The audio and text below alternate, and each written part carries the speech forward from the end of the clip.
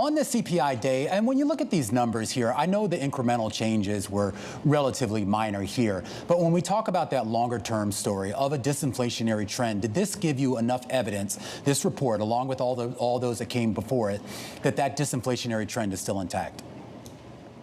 Yeah, I think we did see enough evidence of that. I'd say if you want to quibble with the report a little bit, the details showed that I think the overall picture from the pandemic and the recovery in price trends is a little bit more drawn out, where you continue to see much more goods deflation, including in used cars, whereas you saw the uptick in shelter suggest that just maybe some of these pandemic effects are taking a little bit longer to unwind. But I think in general, with a lot of the year-over-year numbers continuing to inch down, including in services, it is consistent with this slow grind lower in inflation that we continue to expect through the remainder of the year. What's driving that slow grind? I know there's been some debate, Sarah, about how much of this drop that we've seen from that, let's just take the headline number from 9% down to where we are today, right below 3%, that really wasn't all just about monetary policy, that there were a lot of other forces sort of at work here that got us to where we are today.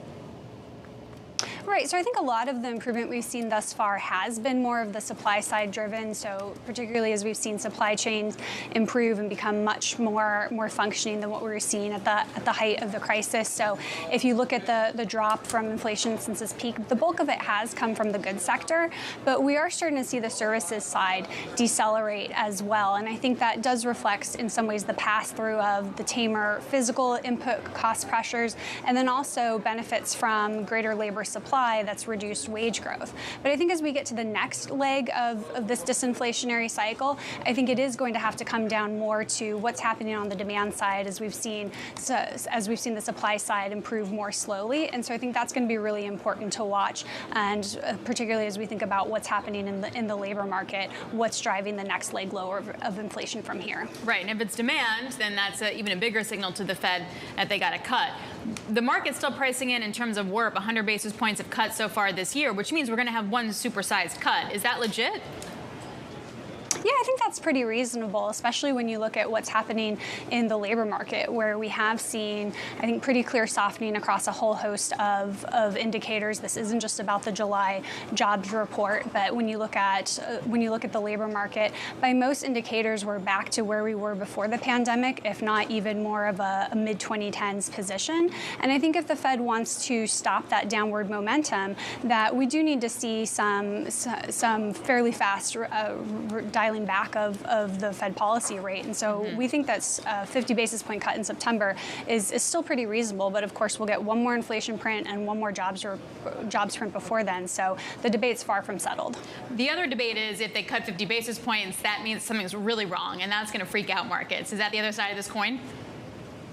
I don't necessarily think so, and I think this is what will make Fed Chair Powell's Jackson Hole speech very important, is if he can lay out the reasons why that it is appropriate to dial back the level of restrictiveness, that they're not adding accommodation, that this is really a normalization of the policy stance. I don't think it has to be a message that things are going really wrong at the moment. It's actually that policy is working and that conditions have normalized enough where the policy rate can normalize as well. Just curious, looking ahead, Sarah, obviously we get the big Fed meeting on September 17th and 18th, a few data points in between that. We also get Jackson Hole next week on the 23rd. Do you anticipate at all that Jay Powell will try to articulate what the Fed is going to do next in that Jackson Hole speech? I don't think he'll try and articulate exactly what the Fed's going to do, but I think he will try and explain their reaction function and maybe how they're thinking about the overall stance of the current policy rate against the current economic data, where we have seen inflation slow, roughly 1.5 percentage points since the Fed last raised rates. We've also seen the unemployment rate move up pretty noticeably over the past year. And so I think it'll be more about explaining how the Fed is thinking about the current stance of monetary policy, and that there is room to remove some of the restrictiveness at this time, but not necessarily become accommodative. All right.